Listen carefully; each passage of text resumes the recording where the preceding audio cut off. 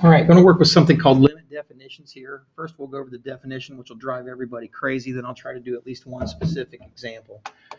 So basic concepts is these. If you propose a function has a limit at L, then there exists a radius around L such that whenever you approach the specific number, in this case, we're going to approach the specific number, in this case given by A, then you can define a radius around A such that all the values fall within that given radius of L. And now that we've all gone crazy enough, let me just cut to a specific example, and hopefully it'll become at least a little clearer. Okay, so let's take a look at here at another pretty simple function here. We got the function 2x plus 1, and if we take the limit as x approaches 1, we can do this by direct substitution.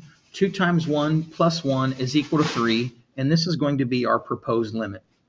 So let's pick a radius around 3. In this particular case, we call it epsilon, and this epsilon is equal to 1 over 100. So if you'll take a look in the picture here, so our y value, which is the proposed limit of 3, goes from 3 plus 100 to 3 minus 100, and we've made a radius around the y value of 3. Again, y values are on the y-axis here and would be a horizontal line. So the question that we're going to try to figure out then are, what is the x values here? So we know that this is centered, and again, this picture might be a little off, but we know this is centered at x is equal to 1, which is the limit that we're proposing. So this is x plus some radius, and this is x minus some radius. And the question is, what is that radius? And this is what we're going to try to figure out. This is going to be the epsilon. This is going to be the delta from the epsilon delta thing. So how close can we get to it? So let me see if I can adjust my camera here without losing everything. Okay, so how close do we have to get to 1 so that we have a y value that gets very close to 3? So how close to 3? Within 1/100th of 3. All right, so how close do we have to get to 1 to do that? Let's take a look.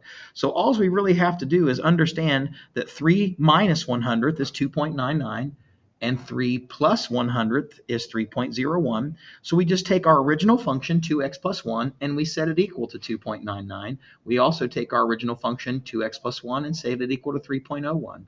From there, pretty basic algebra, we subtract the 1, we divide by 2, and we wind up with a couple of numbers here.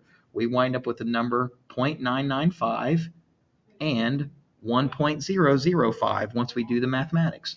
So how far are those? Well, if it was just 0.99, that would be 100th. But we're down here at tenths, hundredths, thousandths. So basically, we need to be within 5 1,000th of the number 1. Same thing over here between 5 1,000ths. So if we simplify that fraction, it's 1 over 200.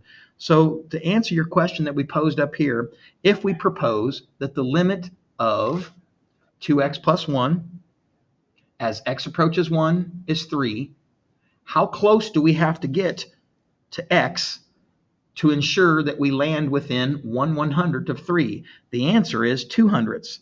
So our delta in this case, in the epsilon delta part, would be x plus 1 over 200 and x minus 1 over 200, and that would be the radius around x. So there's a specific example of your little epsilon delta type of definition that we talked about, and it's actually not too bad. You just have to pick a radius of some sort, and then you have to just plug and chug it in some algebra, and then you're going to have to convert this decimal into some sort of fraction to decide what the delta is for the fraction. But that's the basic concept of definition of limits. Thanks.